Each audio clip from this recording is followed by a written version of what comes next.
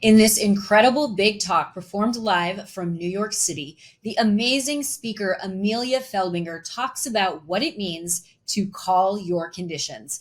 As a former actress, she knows what it means to be present and in the moment, and this big talk is going to teach us how to do that too. I'm Tricia Brouk, curator of the Speaker Salon, and this is the culmination of the 6-week intensive. Enjoy.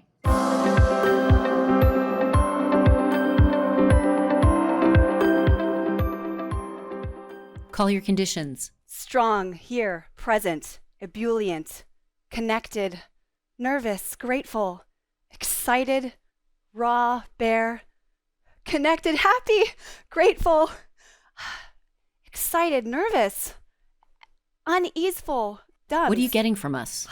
Excitement, support, ease, friendship, warmth, seen, connected, support, love, friendship, presence. How does it make you feel? Excited, grateful, boundless, limitlessness, womanly, silly, strong, ready, true, present, excited, ready, determined, grateful, shaky, stupid, excited, nervous, psyched, present, grounded, calm.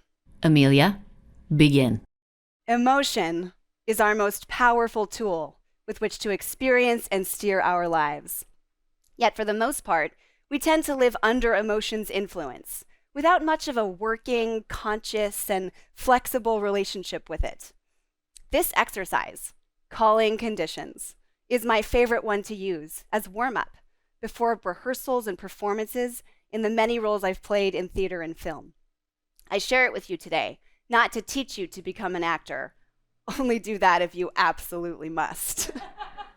But because I believe when done right, this exercise can help renew your life and your relationship with it, moment to moment. Calling conditions. We can look at a condition as being one coin with two sides, whose interplay determines just how powerful and influential you are in your life. On one side, conditions are our emotions, our emotional states. And on the other, conditions are our circumstances, the facts of the physical world around us, which we often judge as being problematic barriers. Actors get to play as master problem solvers, using both emotion and circumstance.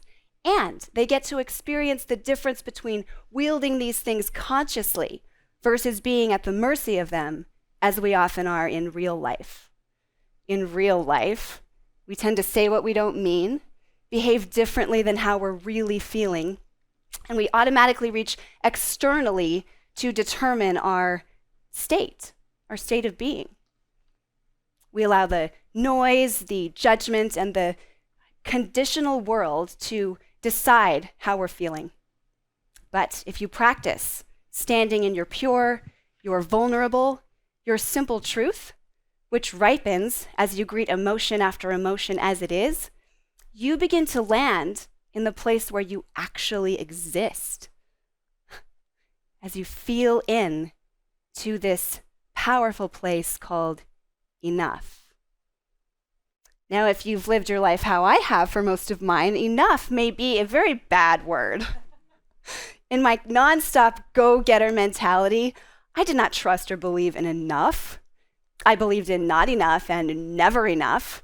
Thinking enough felt like laziness, like settling. And that if I rested in it, I was sending some sort of universal message that I was not serious enough in my pursuits, wasn't deserving. Enough was just this place to perch on and quickly flee from in the avid pursuit of more. More what? Proof I felt? Proof of life? Proof of me? Actors know that enough is the starting point to now, to the present moment. And if you're not in the present moment, there's nowhere to go. Call your conditions. Lost, scared, angry, upset, worried, grounded, present here. Searching, worried, scared, What are you getting from us? Support, guidance, presence, wisdom.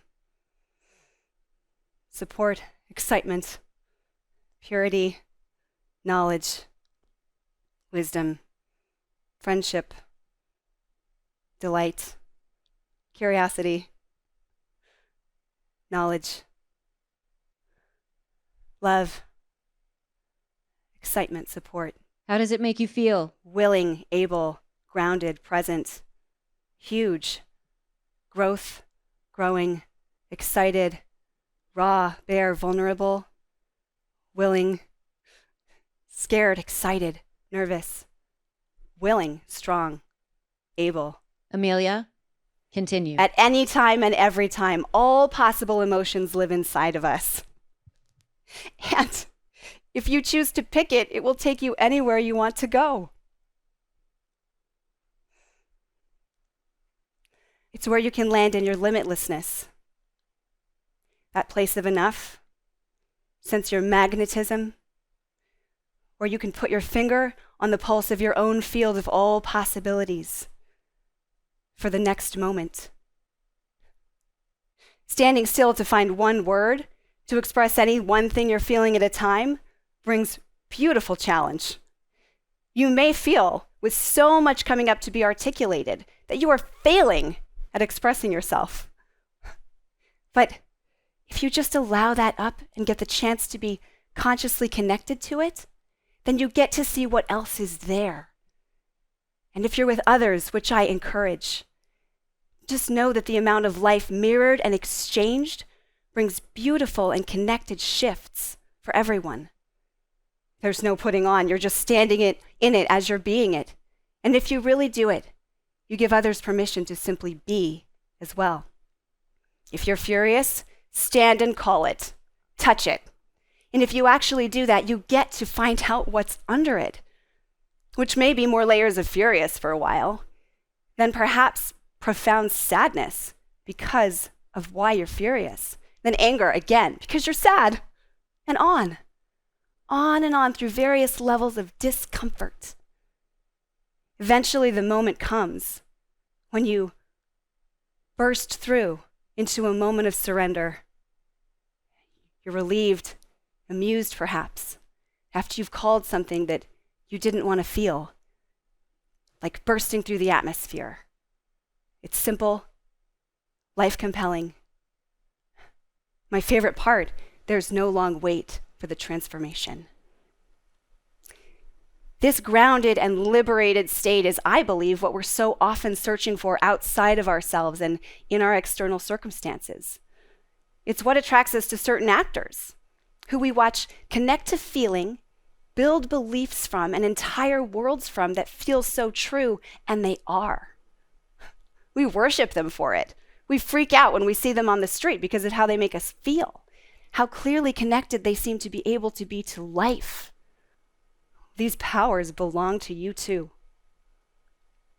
Offer yourself the gift of this exercise once a day, every once in a while, and you'll find you start to experience a more flexible life, where circumstances weigh less and determine less, where you are enough. You can do it in your living room, upon waking. You can do it in your car, in times of joy, in times of tragedy. Start in the very center of yourself and tell the truth of how you feel without judgment, maybe for the very first time. Call your conditions, and your life, moment to moment, belongs to you. Let your presence be palpable this way, and just wait for what comes next. It will be enough.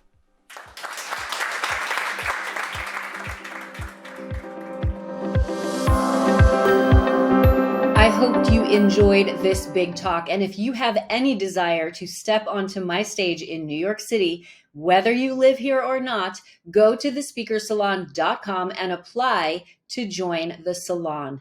I hope you enjoyed these episodes, and be sure to hit the subscription button and notification bell so that you can be sure to get access to all of my latest videos. Big love.